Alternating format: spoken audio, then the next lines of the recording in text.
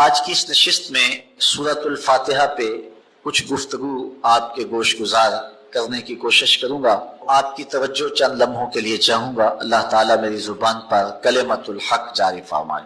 سورۃ الفاتحہ وہ بابرکت سورت ہے جو کہ مکہ المکرمہ میں حضور کے سینہ اطہر پہ نازل ہوئی۔ 7 آیات پر مشتمل یہ سورت اپنے دامن میں بہت سا نور رکھتی ہے، بلکہ قرآن مجید کی یہ واحد سورت ہے جو ایک بار نہیں 2 بار نازل ہوئی ہے، اس لیے اس کو سبع مثانی بھی کہتے ہیں کہ 7 آیتیں جو 2 بار نازل ہوئی۔ حضرت ابو سعید بن معلہ رضی اللہ تعالی عنہ جلیل القدر صحابی ہیں، نماز پڑھ رہے تھے تو حضور نے انہیں آواز دی۔ چونکہ وہ نماز میں مشغول تھے تو تھوڑی دیر کے بعد پہنچے۔ حضرت امام بخاری نے اپنی سند کے ساتھ اس روایت کو لکھا ہے۔ تھوڑی دیر کے بعد پہنچے تو آقا کریم نے فرمایا کہ میں نے تمہیں آواز دی اور تم نے آتے ہوئے دیر کیوں لگا دی؟ تو حضرت ابو سعید بن معلہ عرض کرنے لگے، حضور میں نماز پڑھ رہا تھا۔ تو آقا کریم علیہ السلام نے ارشاد فرمایا کہ تو نے اللہ کا کلام نہیں سنا؟ یا ایھا الذین آمنوا استجیبوا للہ وللرسول اذا دعاکم، اے ایمان والو جب تمہیں اللہ اور اس کا رسول پکارے تو ان کی پکار پہ لبیک کہا کرو۔ یہ سورہ انفال کی آیت نمبر 24 ہے، اور حکم ہے اہل ایمان کو کہ جب حضور آواز دیں تو تم نماز بھی پڑھ رہے ہو، نماز چھوڑ کے نبی کی پکار پہ لبیک کہتے ہوئے حاضر ہو جایا کرو۔ اور پھر صحابہ اس واقعہ کے بعد حاضر ہوتے تھے اور آقا کریم جو کام کہتے وہ کام کرتے، اور واپس آتے تو جہاں سے نماز چھوڑی ہوتی وہیں سے نماز شروع کرتے۔ اوروں سے مخاطبہ کریں تو نماز ٹوٹ جاتی ہے، لیکن حضور علیہ السلام سے نہ کلام کرنے سے نماز ٹوٹتی ہے، نہ حضور کی خدمت میں حاضری سے نماز ٹوٹتی ہے۔ آقا کریم علیہ السلام کی خدمت میں نماز کے اندر ہی تو کہا جاتا ہے السلام علیکہ ایھا النبی۔ تو حضرت نبی رحمت صلی اللہ علیہ وآلہ وسلم نے فرمایا، اے ابو سعید بن معلہ میں تمہیں مسجد کے نکلنے سے قبل ایک ایسی سورت بتاؤں گا جو 2 مرتبہ نازل ہوئی ہے اور جو سبع مثانی ہے۔ تو حضرت سعید بن معلہ کہتے ہیں کہ حضور نے میرا ہاتھ پکڑ لیا۔ جب ہم مسجد سے باہر نکلنے لگے تو میں نے حضور سے عرض کی، حضور آپ نے وعدہ کیا تھا کہ میں مسجد سے باہر نکلنے سے قبل آپ کو وہ سورت بتاؤں گا جس سے افضل سورت قرآن کے دامن میں کوئی اور نہیں ہے۔ تو حضور علیہ الصلوۃ والسلام نے ارشاد فرمایا، الحمدللہ رب العالمین، یہ سورت سبع مثانی ہے اور اس سورت سے افضل قرآن مجید کے اندر کوئی سورت نہیں ہے۔ اور حضرت ابی بن کعب رضی اللہ تعالی عنہ سے بھی اسی طرح کی ایک روایت مروی ہے جس کو امام ترمذی نے اپنی سند کے ساتھ روایت کیا ہے کہ حضور علیہ السلام نے ان کو آواز دی تو وہ بھی دیر سے پہنچے، تو حضور نے ان کو بھی یہ کہا کہ تم نے اللہ تعالیٰ کا کلام نہیں سنا؟ جب اللہ اور اس کا رسول پکارے تو پکار پہ لبیک کہا کرو۔ اور پھر حضور نے ان کو فرمایا کہ میں تمہیں ایک ایسی صورت بتاتا ہوں کہ جس جیسی صورت نہ تورات میں ہے، نہ زبور میں ہے، نہ انجیل میں ہے، اور نہ اس جیسی کوئی دوسری صورت قرآن میں بھی ہے۔ تو پھر حضور نے سورۃ الفاتحہ کا بتایا۔ یہ وہ صورت ہے جو ہر روز ہر نمازی ہر نماز کی ہر رکعت میں وکالتاً یا اصالتاً تلاوت کرتا ہے۔ اگر کوئی 5 گانا نماز پڑھنے کی توفیق رکھتا ہے تو وہ دن میں 48 مرتبہ اس صورت کو تلاوت کرتا ہے۔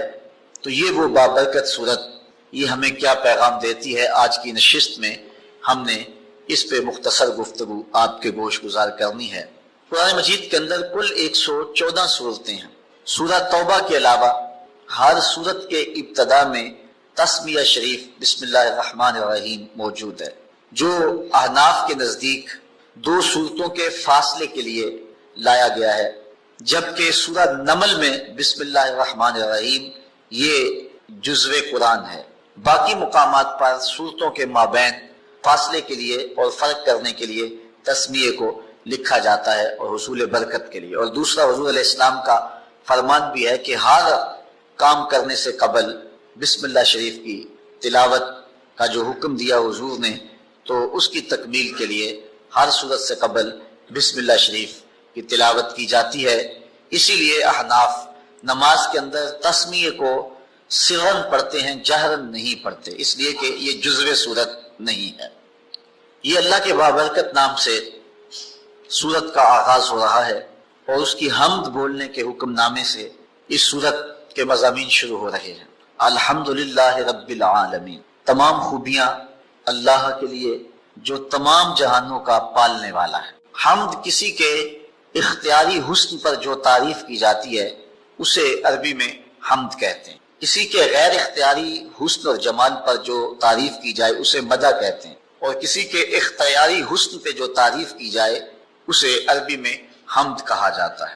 شکر اور حمد ان میں عموم خصوص کی نسبت پائی جاتی ہے کہ ہر شکر حمد ہے لیکن ہر حمد شکر نہیں ہے۔ کسی کی نعمت کے بدلے میں جو تعریف کی جائے، خوبیاں بیان کی جائیں، وہ شکر کہلاتی ہے، اور بغیر کسی کی نعمت کے شکریہ کے طور پہ ویسے قدر شناسی کے طور پہ جو تعریف کی جائے اس کو عربی میں حمد کہتے ہیں۔ تو یہاں حمد کا حقدار کون ہے، حمد کس کے لیے ہو، یہاں یہی بیان فرمایا گیا، اور قرآن مجید کے اندر متعدد مقامات پر الحمدللہ کے لفظ موجود ہیں، اور جب یہ لفظ بندے کی زبان سے نکلتے ہیں تو حضور علیہ الصلوۃ والسلام نے فرمایا قیامت کے دن یہ میزان کے پلڑے کو جھکا کے دیں گے، اتنا وزن ہوگا اور ان کا جو ہے وہ اتنا تول ہوگا۔ الحمدللہ تمام خوبیاں اللہ کے لیے۔ لفظ اللہ ذات باری تعالیٰ کا اس میں ذاتی ہے۔ اس پر علماء نے بہت لمبی گفتگو کی ہے کہ یہ لفظ مفرد ہے یا مرکب ہے۔ بعض نے کہا مفرد ہے، بعض نے کہا مرکب ہے۔ جنہوں نے کہا مفرد ہے انہوں نے یہ دلیل دی کہ جب بھی یا اللہ کہتے ہیں تو یا اور اس میں جلالت کے درمیان ایہا کو نہیں لایا جاتا، اگر یہ مرکب ہوتا تو ایہا کو ضرور لایا جاتا۔ یہ عربی میں قاعدہ ہے کہ وہ لفظ جو مرکب ہو، معرف باللام ہو، جب اس سے قبل حرف ندا لایا جائے تو مذکر سے قبل ایہا اور مؤنث سے قبل ایتھا لاتے ہیں، جس طرح یا ایہا الرسول، یا ایہا النبی، یا ایہا المزمل، یا ایہا المدثر۔ تو یہاں مزمل کے اوپر یا مدثر یا النبی کے اوپر الف لام ہے، تو یا اور معرف باللام لفظ کے درمیان ایہا لائے، اور اگر مؤنث ہے تو ایتھا لائیں گے، یا ایتھا النفس المطمئنہ، وہاں ایتھا ہے، اور یہاں یہ لفظ نہیں لایا گیا، اور اگر اس کو لایا جائے تذکیر و تانیث کے لحاظ سے تو کفر ہوگا، لہٰذا یہ لفظ مفرد ہے، مرکب نہیں ہے۔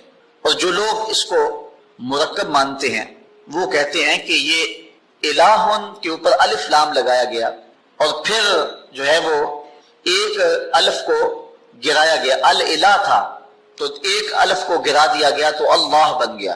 لیکن ان کی دلیل یہ ہے کہ آپ نے دیکھا ہے کہ کبھی بھی لفظ اللہ کے اوپر تنوین نہیں آتی، یعنی اللہ نہیں آتا، جبکہ جو مفرد لفظ ہوتا ہے جب وہ پڑھا جائے تو اس کے اوپر تنوین آتی ہے، زیدن، زیدن، زیدن، مختلف صورتوں میں، لیکن لفظ اللہ کے اوپر کبھی بھی تنوین نہیں آتی۔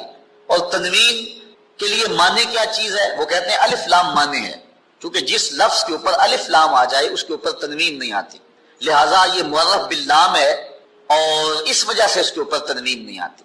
اگر یہ بات ہے تو پھر اگر معرف باللام ہے تو پھر یا اور حرف جو منادہ ہے ان دونوں کے درمیان میں ایہا کیوں نہیں لائے؟ اور دوسری بات، اگر یہ مفرد ہے تو پھر دلیل یہ ہے کہ اس کے اوپر تنوین کیوں نہیں آتی؟ تو جس طرح اللہ کی ذات سمجھ میں نہیں آتی، اس کا اسم بھی سمجھ کی حدود سے برا ہے۔ سیبویہ نے مرنے کے بعد کسی کو خواب میں اس کو دیکھا، اس سے ملاقات ہوئی، اس نے کہا کہ بتا تیرا حال مرنے کے بعد کیا ہو؟ کہ میں خود اور اپنے جو احباب ہیں، جو میرے ملنے والے ہیں، میرے محبین ہیں، میرے مخلصین ہیں، میرے ساتھ ربط محبت رکھنے والے ہیں، ان لوگوں کے حوالے سے اور اپنے آپ کے حوالے سے 3 چیزوں کا طالب ہوں۔ سب سے پہلی چیز میری آرزو یہ ہے کہ قرآن کا نور بٹتا رہے اور یہ اجالے پھیلتے رہیں اور لوگ فیض یاب ہوتے رہیں، اور دوسری میری آرزو یہ ہے کہ حدیث رسول کا نور اور حضور کی سنت اور سیرت کے اجالے پھیلتے رہیں، اور تیسرا میرا مدعا یہ ہے کہ اللہ کی جو مخلوق ہے اس کے لیے میری زبان سے کلمہ خیر کے علاوہ کچھ نہ نکلنے پائے۔ یہ میری زندگی کے 3 ہدف ہیں جو میں خود حاصل کرنا چاہتا ہوں، اور میں چاہتا ہوں کہ میرے متعلقین اور میرے ساتھ جڑے ہوئے لوگ وہ بھی ان 3 چیزوں کو حاصل کریں۔ سب سے پہلے قرآن مجید کے ساتھ ان کا تعلق مضبوط ہو، اور ان کا وجود قرآن مجید کو پھیلانے کا سبب اور ذریعہ بنے۔ میں آپ کو یہ بات بتاؤں، آج میرے وطن پاکستان میں اللہ میرے پاکستان کو استحکام نصیب فرمائے، اور اس کے شہروں میں، دیہاتوں میں، گوٹھوں میں، دریاؤں اور صحراؤں میں امن کا نور پھیلا دے، اور اس وطن کو معیشت کا نور بھی دے اور معاشرت کا جمال بھی عطا فرمائے۔ عسکری قوتوں سے بھی اللہ اس کو مالا مال کرے اور سیاسی استحکام بھی اس ملک میں نصیب ہو۔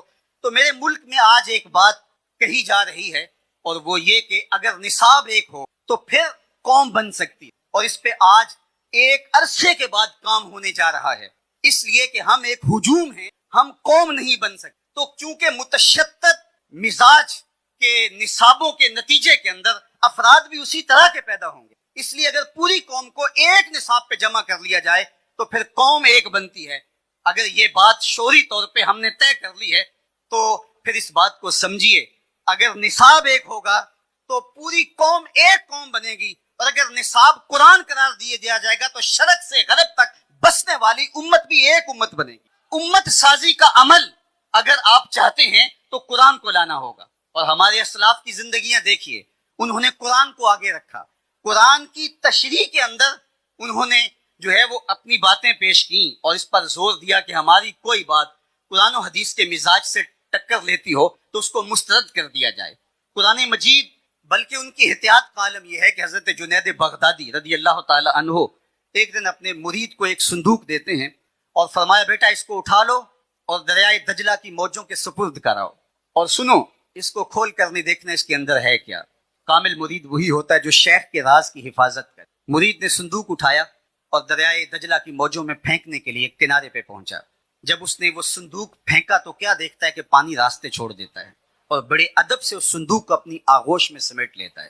مرید نے واپس آ کر حضرت سے کہا حضرت اگر یہ منظر میری آنکھیں نہ دیکھتی تو میں کبھی بھی یہ سوال نہ کرتا کہ اس صندوق میں کیا ہے، مجھے کیا غرض اس بات سے، لیکن چونکہ میری آنکھیں ایک ایسا منظر دیکھ چکی ہے کہ جب تک آپ رات سے پردہ نہیں اٹھائیں گے میری تشویش ختم نہیں ہوگی۔ اس صندوق میں تھا کیا جس کے لیے پانی نے بھی راہیں دے دی، اور اگر وہ کوئی اتنی ہی بابرکت شے تھی تو آپ نے پھینکوا کیوں دی؟ یہ ایک معمہ ہے جو مجھ سے حل نہیں ہو رہا۔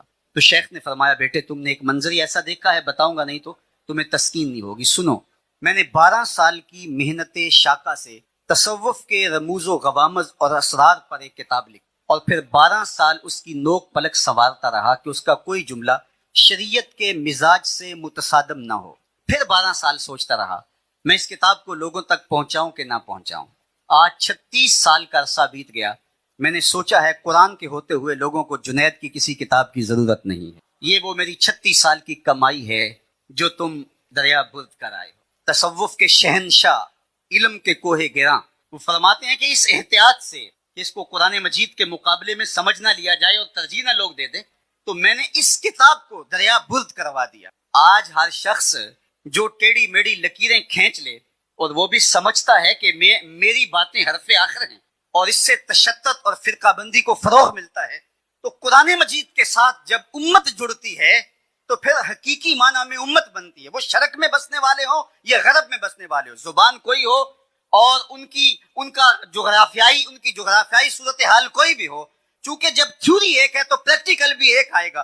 اس لیے جن لوگوں نے کام کیا قرآن مجید پر، انہوں نے اسلام کی وہ شکل پیش کی جو رسول اللہ لے کر کے آئے تھے۔ تو آج آئیے اس حوالے سے اگر ہم دیکھیں تو ہمارے ممدوح صاحب عرس حضور ضیاء الامہ نے وہ مصنف کتب کثیرہ بن سکتے تھے، درجنوں نہیں سینکڑوں کتابیں لکھ کر کے اس فہرست میں اپنا نام لکھوا سکتے تھے، لیکن انہوں نے کام جو کیے تھے وہ متعین کام کیے۔ ایک تو انہوں نے قرآن مجید پہ کام کیا اور قرآن مجید کی روح کو جو ہے وہ لوگوں کے قلب و اذہان میں اتارنے کے لیے آپ نے ساری محنت اور تگ و تاز اور جد و جہد کی۔ ایک تو ان کا یہ کام ہے، اس لیے کہ اگر قرآن لوگوں تک پہنچ جاتا ہے تو پھر صحیح معنی میں امت واحدہ بن کے ابھرتی ہے۔ گر تو می خواہی مسلمان زیستن، نیست ممکن جز با قرآن زیستن۔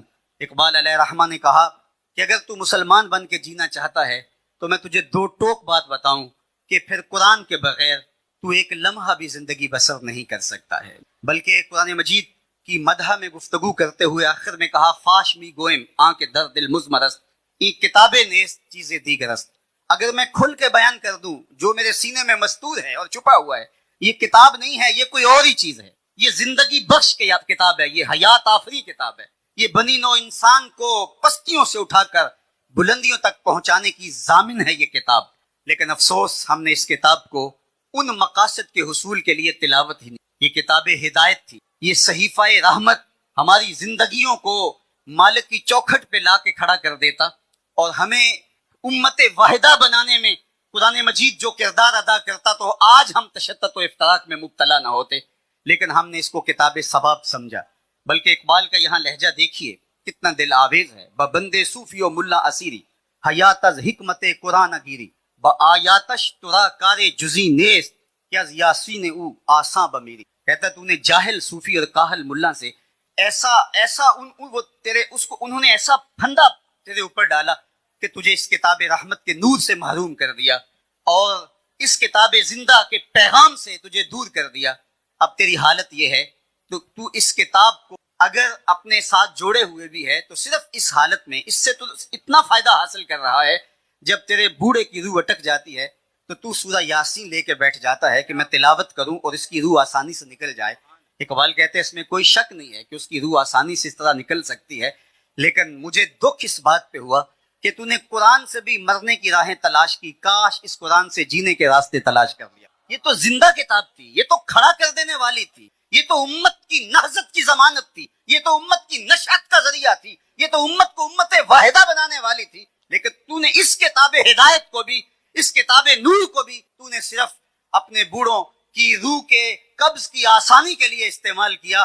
کاش اس قرآن کو تو کتاب زندہ سمجھ کیا. کتاب زندہ قرآن حکیم حکمت او لا یزال است و قدیم.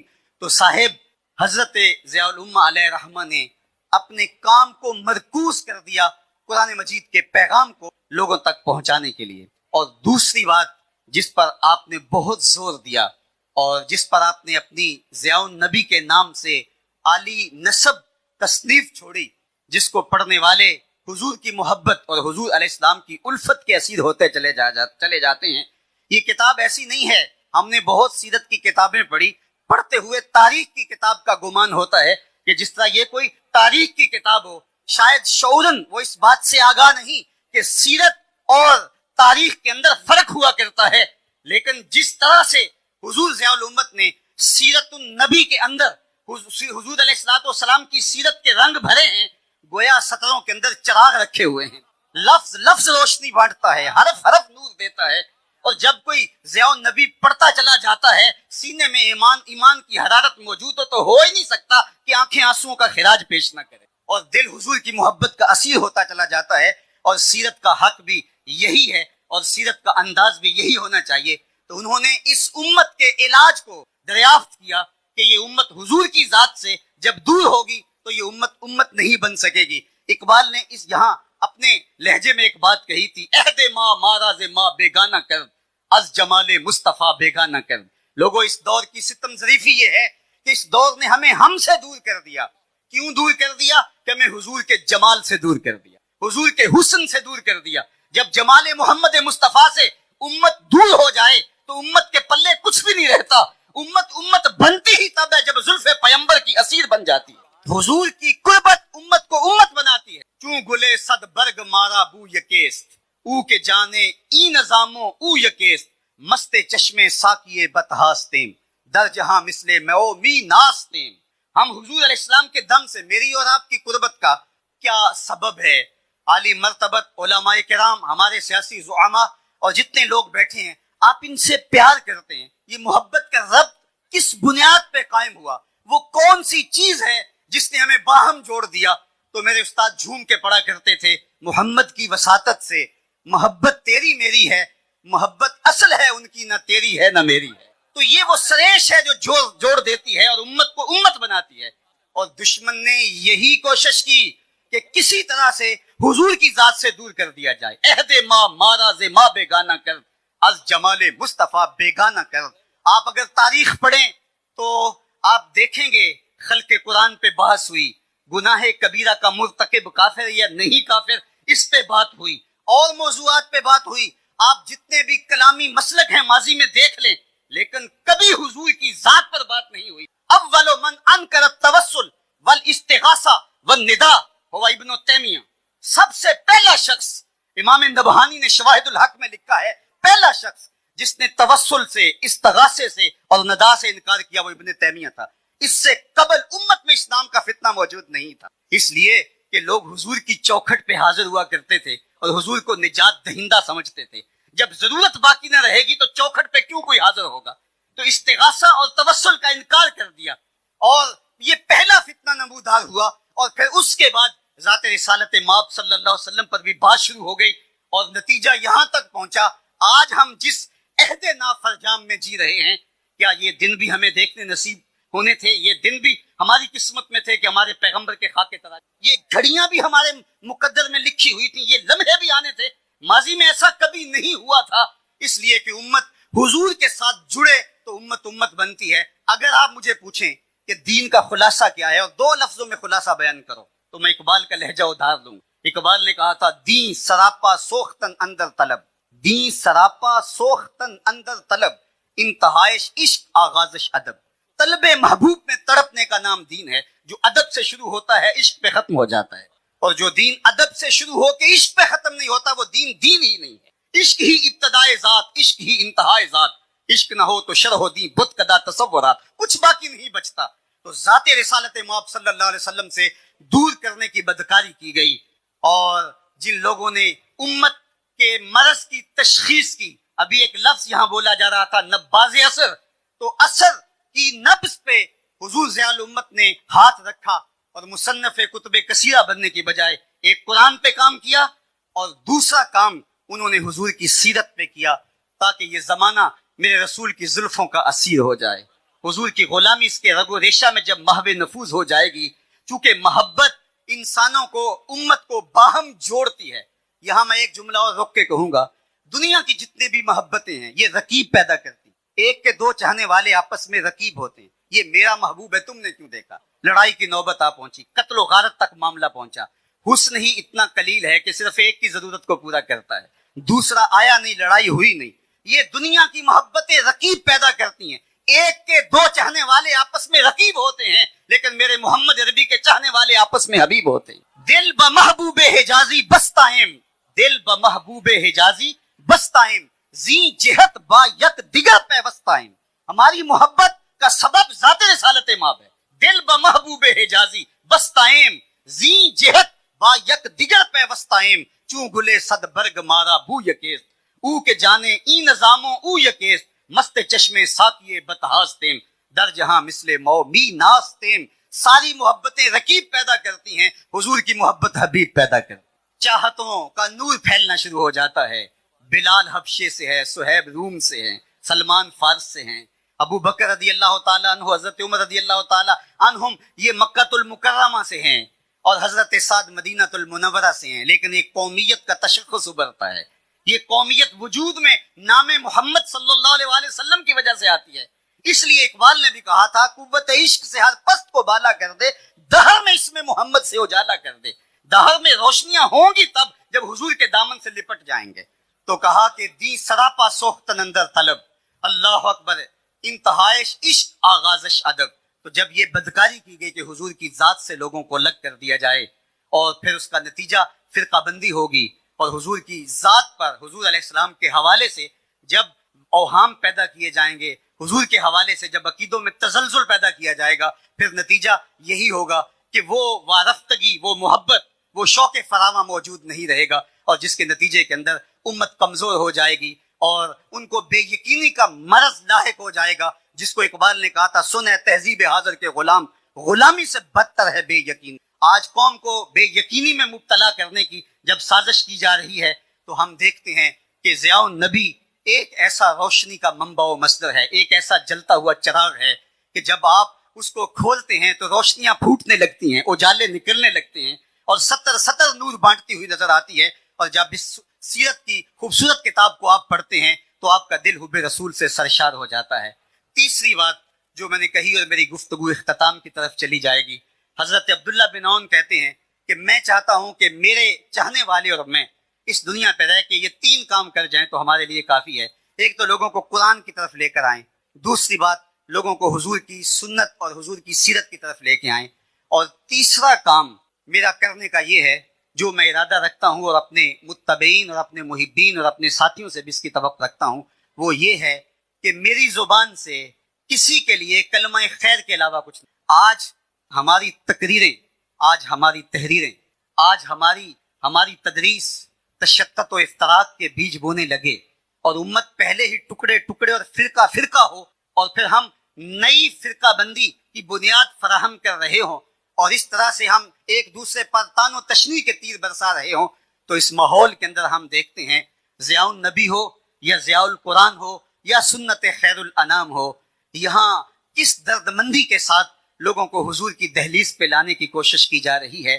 یہ لفظ چبھتے ہوئے نشتروں کی طرح اور تیروں کی طرح نہیں ہے، بلکہ یہ وہ شخص جو احساس زیاں بھی کھو بیٹھا ہے اور اس کا کارواں بھی لٹ چکا ہے، اس کو بتایا جا رہا ہے کہ تم نے کس طرح اپنے لٹے ہوئے قافلے کو دوبارہ آسودہ منزل کرنا ہے، اور کس طرح تم نے جو ہے وہ امت واحدہ بننا ہے۔ تو گویا یہ تیسرا کام اگر ہم دیکھیں تو ہمیں جو ہے وہ حضور ضیاء الامت کی صورت کے اندر، ان کے کام کی شکل کے اندر نظر آتا ہے۔ تو یہ تین لوگ یار بیگانے تو بیگانے رہے، اپنے تو اپنے رہے، انہوں نے بیگانوں کے لیے بھی جو ہے وہ الفاظ کا چناؤ اتنا خوبصورت کیا ہے، اور لہجے میں اتنا درد اور اتنی محبت اور اتنی مٹھاس رکھی ہے کہ وہ بھی میرے حضور کی زلفوں کے اسیر ہو جائیں۔ ان کے لیے بھی چبن اور ان کے لیے بھی تانوں کے انداز سے بلایا نہیں گیا ہے، بلکہ اسلام کا جو طریق حکمت ہے وَجَادِلْهُمْ بِالَّتِي هِيَ أَحْسَنُ، اس کی عملی تصویر پیش کی ہے۔ کس کو پتھر مارے ناصر کون پر آیا ہے، دل کے شیش محل میں ایک ایک چہرہ اپنا لگتا ہے۔ اور آج ہم دیکھتے ہیں کہ پوری دنیا کا کوئی بھی مکتبہ ہو جہاں اردو سمجھی یا بولی جاتی ہے، چاہے کوئی جیسے بھی جو ہے وہ مزاج رکھتا ہو، وہاں ضیاء القرآن اور ضیاء النبی ضرور موجود ہو۔ یہ سچائی مانی نہیں جاتی، سچائی اپنا آپ منوا لیتی ہے۔ اور آج کی اس تقریب رحمت کی وساطت سے میں اللہ کی بارگاہ میں آپ سارے لوگوں کی آمین کے ساتھ دعا کرتا ہوں کہ اللہ تعالیٰ جل شانہ حضور ضیاء الامت کے درجے مزید بلند فرمائے، اور ان کے مشن کو، ان کی فکر کو مزید فروغ عطا فرمائے۔ دنیا آخرت کی برکتیں اللہ ہم سب کی زندگیوں میں اتار دے۔ کی محمد سے وفا تو نے تو ہم تیرے ہیں، یہ جہاں چیز ہے کیا لوح و قلم تیرے۔ وآخر دعوانا ان الحمدللہ۔